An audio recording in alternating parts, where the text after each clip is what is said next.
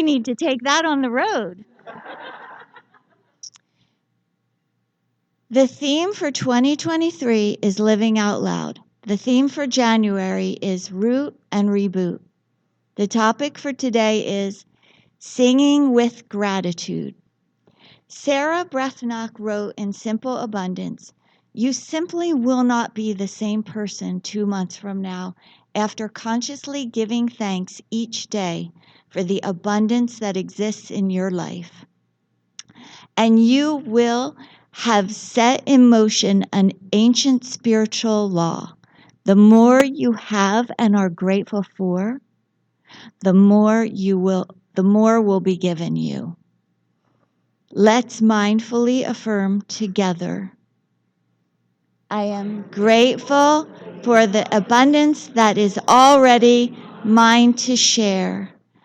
And now I'd like to bring up Dr. Reverend Kathleen Johnson.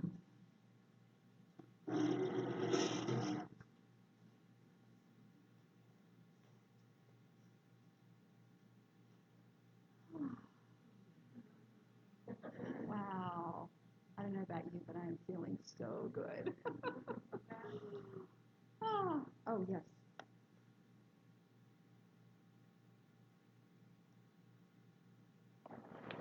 All right, how about that? I am living out much louder, yes. Okay, well, this beautiful theme for the year, living out loud. Last week I shared with you how it came about, and I'm just going to reintroduce it because I just think it's so lovely. This statement by Reverend David Robinson. He was part of a group of ministers and practitioners from various centers for spiritual living, communities like ours.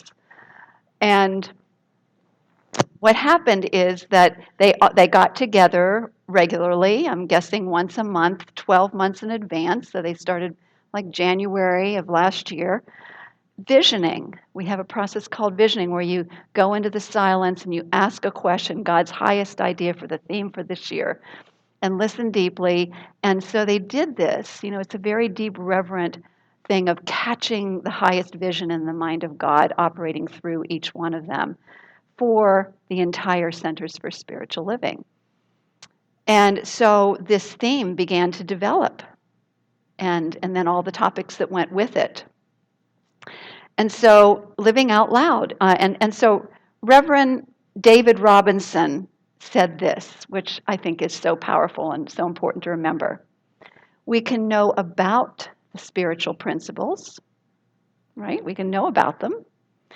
We can apply them timidly, like maybe I'll just do this one little thing, like manifest a parking space.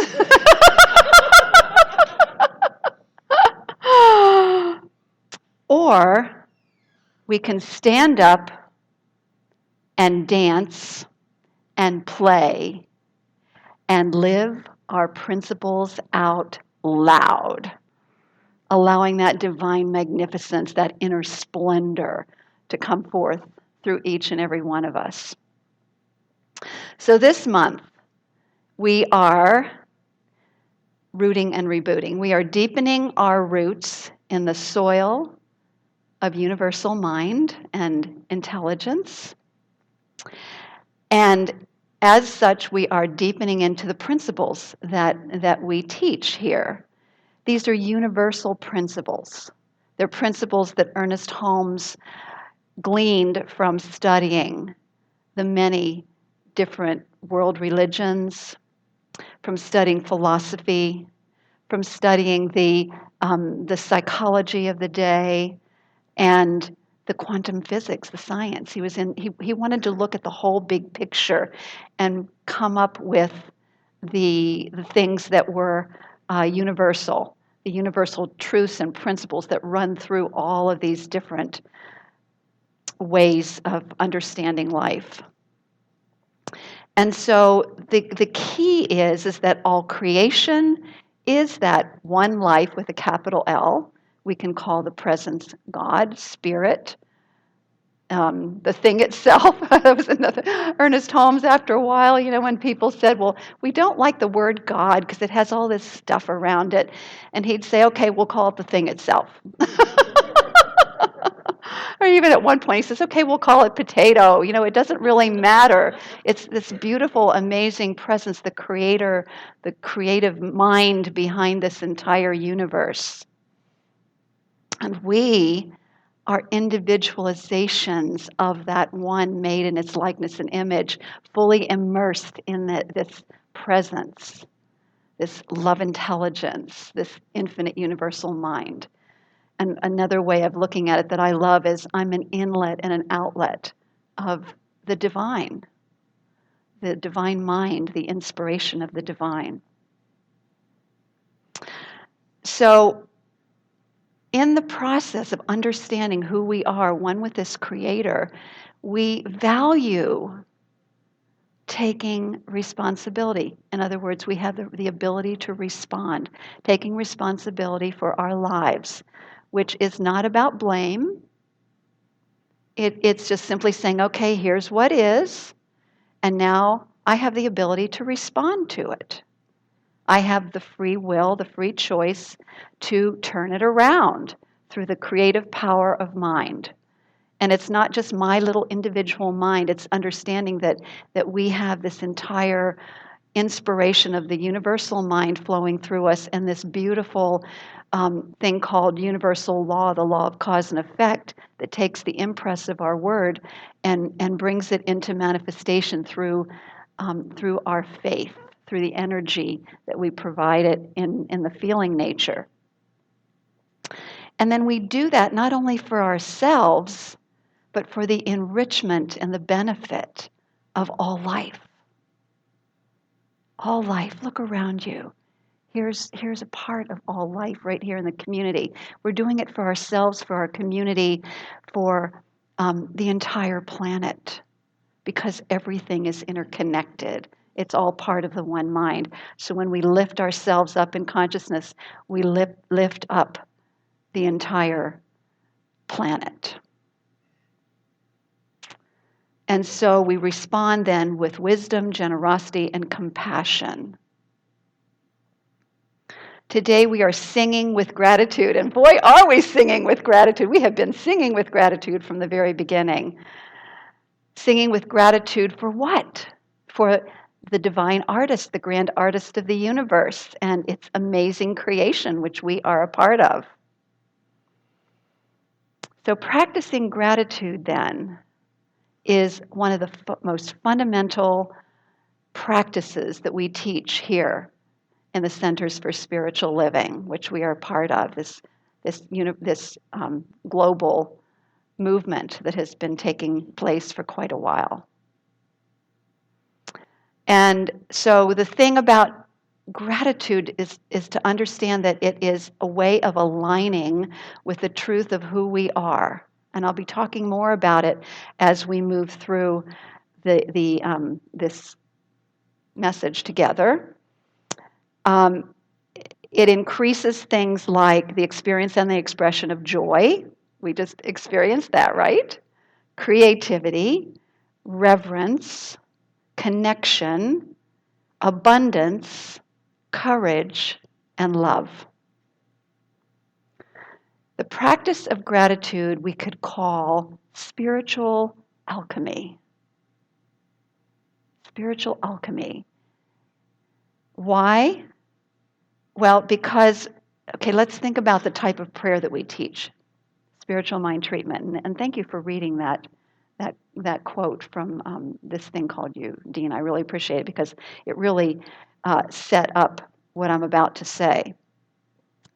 Is when we actively engage in affirmative prayer that we call spiritual mind treatment, our intention is to declare the spiritual truth. All there is one life, one presence, one source.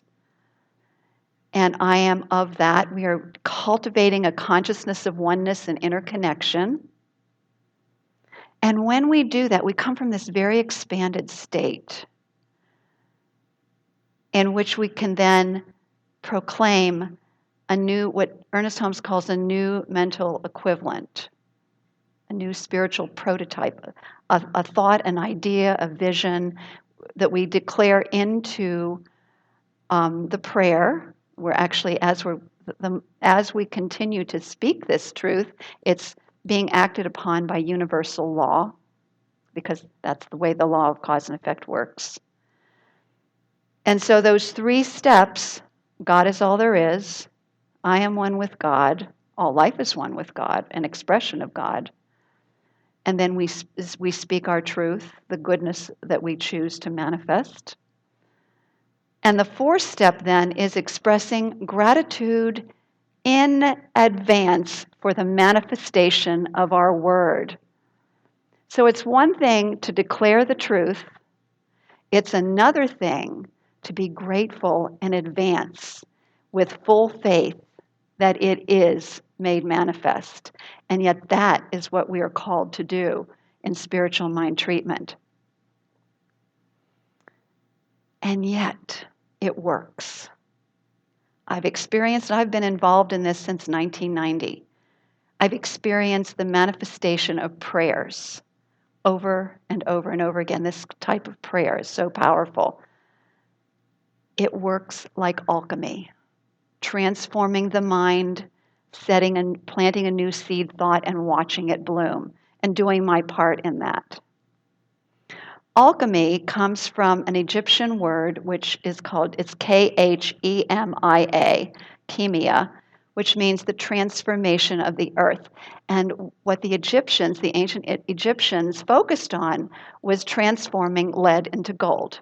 That was one of the things that they were really interested in doing. Carl Jung, the great psychotherapist,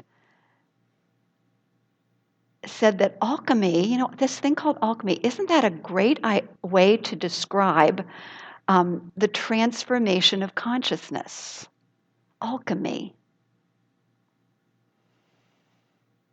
And so that's what we're doing. Every time we're in a state of gratitude, we are in a state of alchemizing that which is negative within us, those energies that are not serving us, into a fresh, new way of seeing life, being in life, and experiencing life.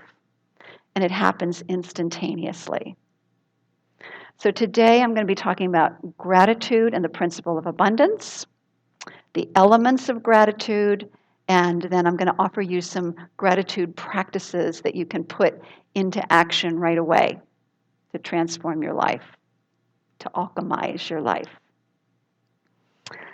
So, gratitude and the principle of abundance. When somebody says, I would like more abundance in my life, we encourage them to practice gratitude. A gratitude list. Make a gratitude list, write down every day 5 things that you're grateful for. If you want more abundance, this is a key practice to be involved in. So if you're having any challenges in finances, I'm going to recommend that you do this and do it every day and don't give up on it. Sometimes people say, well, I did it for 5 days and nothing happened. Well, it's a practice. You want it to be such a practice that most of your thoughts throughout the day are related to feeling grateful and looking for the good. So what you're doing is you're changing the whole field of your subconscious mind by doing this practice and getting out of the habit of looking for what's wrong and instead looking for what's good. The master teacher Jesus taught, and this is a principle of abundance. Whoever has will be given more, and they will have an abundance. Whoever does not have, even what they have will be taken from them. That sounds pretty cruel. I know when you first hear it, it's like, what? If you don't have, you get taken away. But he's not talking about things in the objective world. He's talking about a state of mind, a state of consciousness. So the what that he's talking, whoever has, what is that? He's speaking about a state of mind. If we have a consciousness of abundance, we will increase and have the experience of having more and more abundance in our lives. If we have the consciousness of abundance, we will be this amazing field, open field through which creation takes place. If we have lack consciousness, in other words, we're looking around for what's missing, what's wrong, fault finding, and so on, then we will experience more lack. The law of cause and effect is in action all the time. It's always operating upon our thought and our state of mind. It's not something we can get rid of. This law does not decide what to manifest and what not to manifest. We are the ones who determine that by where we're placing our focus. This is so important. And it's the principle, as within, so without. As we whatever state of mind that we cultivate is what is going to show up in our lives, that picture in our lives. There's great freedom in this because when we know who we are, co-creators with the divine, that we have this creative power called our mind and where we focus it and our thoughts and what thoughts we choose, then we have the ticket to freedom and the ticket to creating the lives that we choose. So what does lack consciousness look like? Well, right away you might say, well, it's complaining, it's fault finding, it's focusing on what's wrong and what's missing. We mentioned that. It's so common in our culture that people might think this is just the normal way to be. And might even find reasons like, well, there's taxes and there's the government and there's this and there's that and we can think of all kinds of reasons why we might want to complain. And yet, the law of cause and effect is always working, no matter where we decide to place our intention. So, normal or not, it's important to face this law of cause and effect where thoughts become things, become our experience. And there's a great teaching story in the Old Testament of Moses and the Israelites. It is a great case study in what happens when a culture of people complain a lot.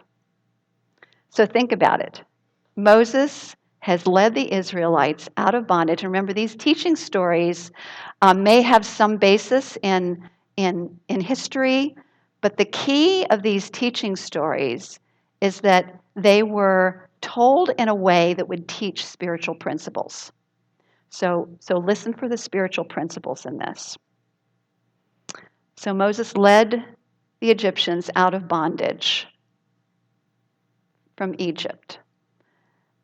Then they were in the wilderness, and they're carrying all this heavy luggage. It's hot.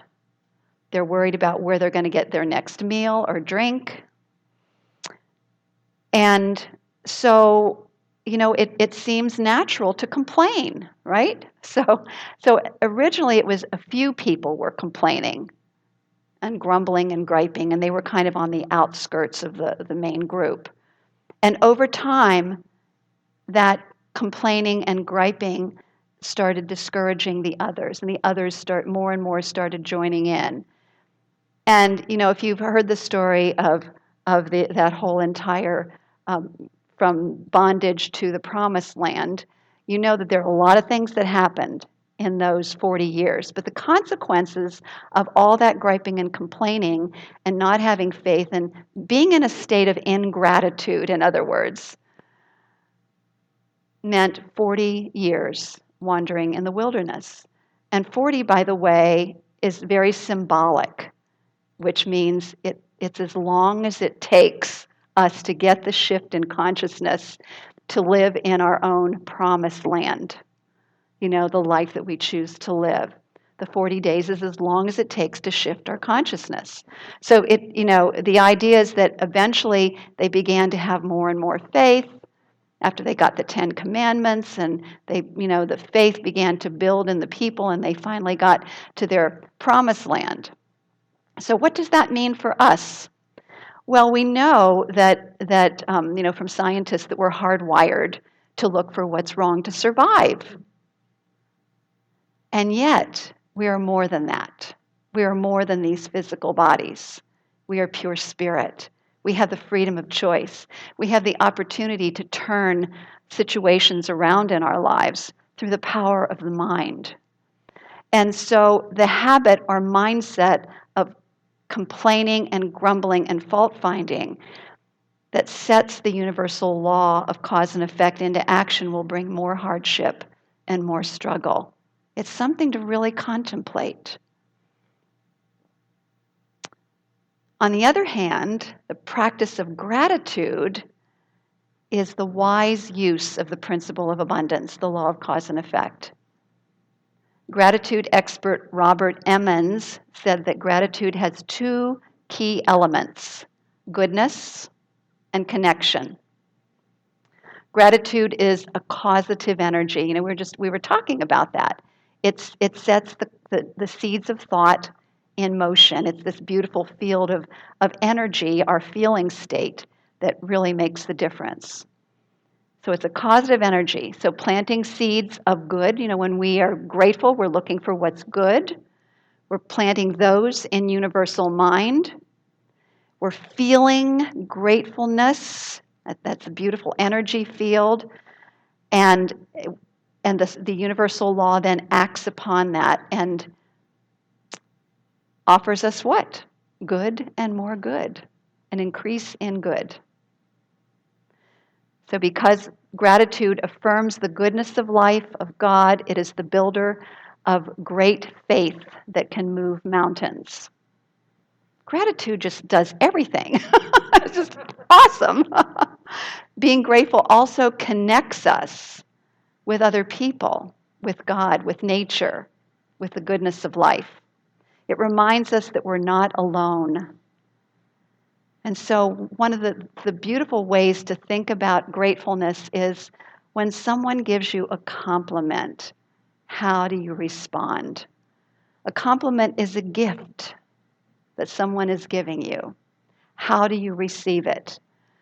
And one that I've heard often is when somebody compliments someone, say, on their clothing, they'll say, "Oh, I got this on sale."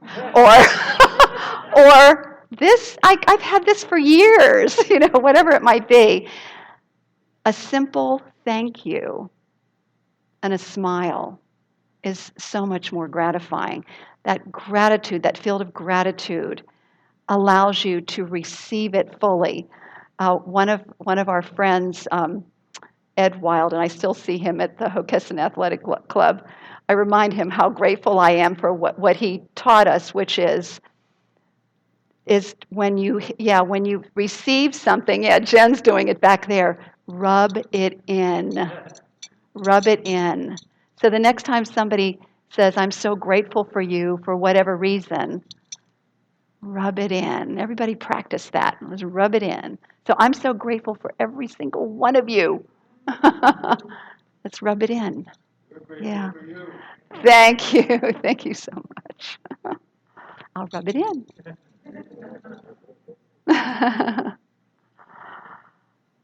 Ah. And so the act of gratitude then connects us with the giver of the gift of love, and therefore expands the energy field of love that is around us. Gratitude principles. Here's a great one. And they're just three here. The last thing before you go to sleep. We want to go to sleep in a beautiful state of mind to get a really deep, restful, renewing, rejuvenating sleep.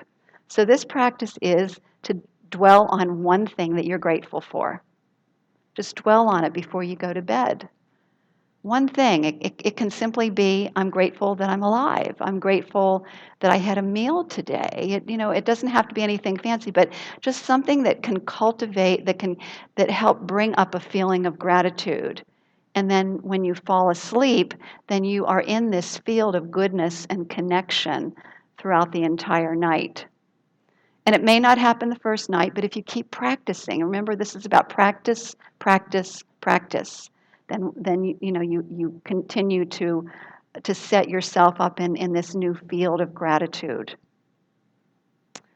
First thing in the morning when you wake up, I woke up this morning feeling God is so good, right? That's our song. When the first thing when you wake up, speak a word of thankfulness out loud. I am so grateful for this day, whatever it is that you want to say. Therefore, you are riding the wave of gratitude. You're starting your day with that and riding it through the day. This one may be the most challenging for many of us. Be thankful for one thing that you wish had not happened. Yeah? One thing you had wished had not happened. So let me tell you a story that will illustrate this. It's about the comedian Stephen Colbert. Anybody Stephen Colbert fans here? My husband is a huge Stephen Colbert fan, so I do get to see them from time to time.